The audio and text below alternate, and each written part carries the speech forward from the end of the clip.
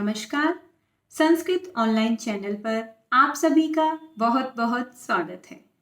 आज ये वीडियो मैंने संस्कृत व्याकरण का बहुत ही महत्वपूर्ण विषय और जो आधारिक संस्कृत है, जहाँ से बच्चे संस्कृत सीखना शुरू करते हैं, वो टॉपिक आज इस वीडियो में मैं करा रही हूँ, जिसका नाम है संस्कृत वर्णमाला।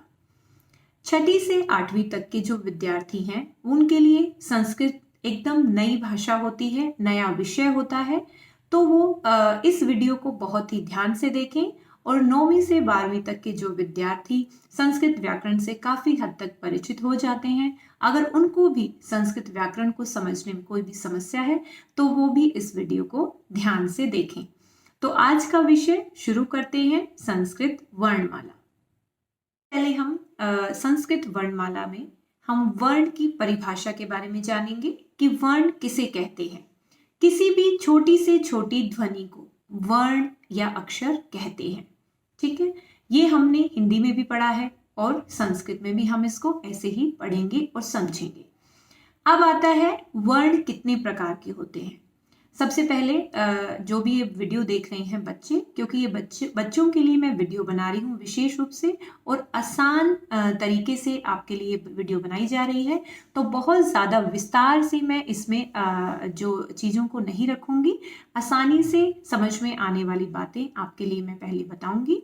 तो वर्ण जो है 2 प्रकार के होते हैं, स्वर और व्यंजन। और संस्कृत में हमारे स्वर कितने होते हैं? 13 स्वर होते हैं, जिन्हें अचंत अच भी कहते हैं। और व्यंजन 33 होते हैं, जिन्हें हलंत हल भी कहते हैं। तो कुल मिला के कितने वर्ण हो गए? 46 जो है संस्कृत में कुल वर्ण होते हैं। आगे बढ़ते हैं। अब है स्वर। स्वर कौन से होते हैं, पहले हम उनकी पहचान करेंगे। तो जिन वर्णों के उच्चारण के समय दूसरे वर्णों की सहायता की आवश्यकता नहीं होती। दोबारा से मैं दोहराऊंगी एक बार। जिन वर्णों के उच्चारण के समय दूसरे वर्णों की आवश्यकता नहीं होती, अर्थात जो स्वतंत्र रूप से खुद ही बोले जाते हैं, उन्हें क्या कहते हैं? स्वर कहते हैं। जैसे अ, आ, ई, उ, री, री, ए, आय, ओ, औ। ये हमारे क्या होते हैं? स्वर होते हैं। उसके बाद हम देखते हैं व्यंजन। व्यंजन कौन से होते हैं? जिन वर्णों का उच्चारण स्वरों की सहायता से हो।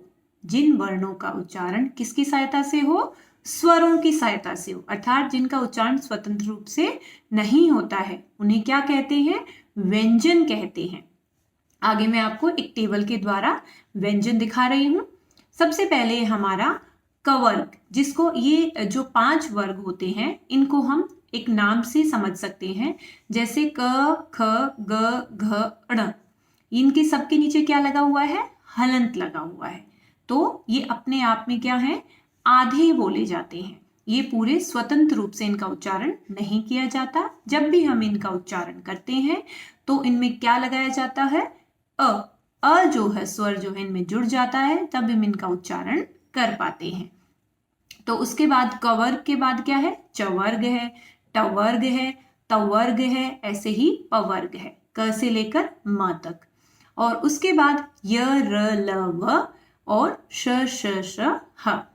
ये जो है हमारे व्यंजन है। जितने भी ये व्यंजन है, नीचे एक नोट भी मैंने दिया है, ये सब स्वतंत्र रूप से नहीं बोले जाते। जैसा कि मैंने बताया, इनमें स्वर जो है अ जो है जुड़ जाता है। जैसे क में हलंत है, जमा अ, तो क्या बन गया? क। तो क जो है उसमें किसकी ध्वनि आ रही है? अ की। ऐसे ही ख जमा अ, ख, ऐसे अ की ध्वनि आ रही है। तो ये थे हमारे व्यंजन। अभी आपको अच्छे से समझ में आ गया होगा कि स्वर और व्यंजन कौन कौन से होते हैं और किस तरीके से इनका उच्चारण किया जाता है। आगे बढ़ते हैं। स्वरों के भेद। स्वर कितने प्रकार के होते हैं? सबसे पहले हमने वर्ण की परिभाषा, उसके बाद वर्ण के भेद, स्वर और व्यंजन, और अब स्वरों के भेद। ये कितने प्रकार के होते हैं? 3 प्रकार के होते हैं। सबसे पहले है ह्रस्व स्वर। जिन स्वरों का उच्चारण कम उच्चारण जो है कम समय में हो, अर्थात जिनको बोलने में कम समय लगे, सबसे कम समय लगे, उन्हें क्या कहते हैं? ह्रस्व स्वर कहते हैं। ह्रस्व मतलब छोटा, जिसको बोलते हैं हम, तो जैसे अ, ई, उ, री, ली, ये कौन से हैं? ह्रस्व स्वर हैं। तो इसके बाद है दीर्घ स्वर। दीर्घ में क्या होगा? जिन स्वरों का उच्चारण ह्रस्व स्वर से दुगुने समय में हो, दुगना टाइम ज्यादा जिसमें लगेगा, उन्हें कौन से स्वर कहते हैं? दीर्घ स्वर कहते हैं। जैसे आ, ई, उ, री, आगे है ए, ऐ, ओ, औ। ये क्या होते हैं? दीर्घ स्वर होते हैं, क्योंकि इसमें ह्रस्व स्वर से दुगना समय लगता है, तो इसकी पहचान करना जरूरी है हमें। उसके बाद है प्लुत स्वर, जिनके बोलने में ह्रस्व स्वर से 3 गुना समय लगे, सबसे ज्यादा समय जिसमें लगता है, उन्हें क्या कहते हैं? प्लुत स्वर कहते हैं। जैसे मैंने आपके सामने लिखा है ओम, आपने देखा भी है, इसका उच्चारण हम ऐसे करते हैं, तो सबसे ज्यादा इसमें समय लगता है। तो हमने अभी जान लिया कि स्वरों के जो है 3 भेद होते हैं, कौन कौन से होते हैं, कैसे उनका उच्चारण किया जाता है, इसको हमने अच्छे से समझ लिया है।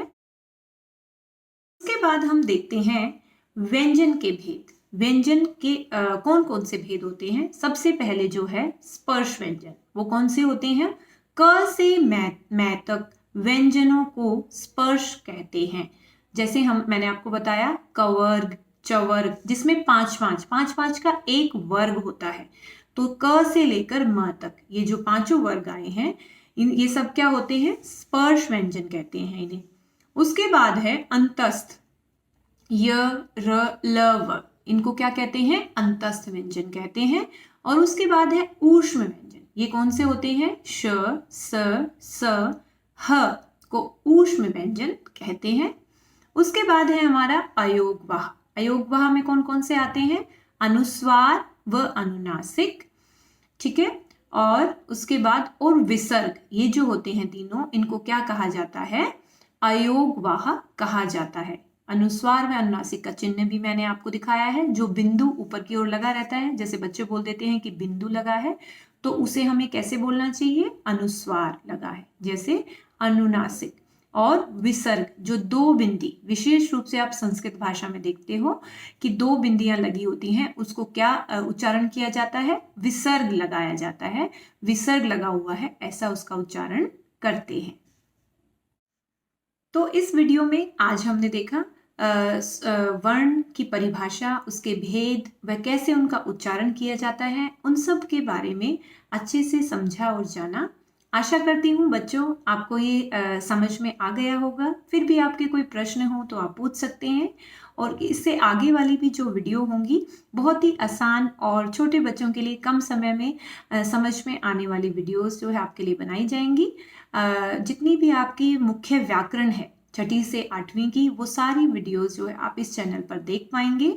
और जो बच्चे संस्कृत व्याकरण की अच्छे से तैयारी कर लेंगे, 100% मैं ये कह सकती हूँ कि आपको पूर्ण अंक लेने से कोई नहीं रोक सकेगा।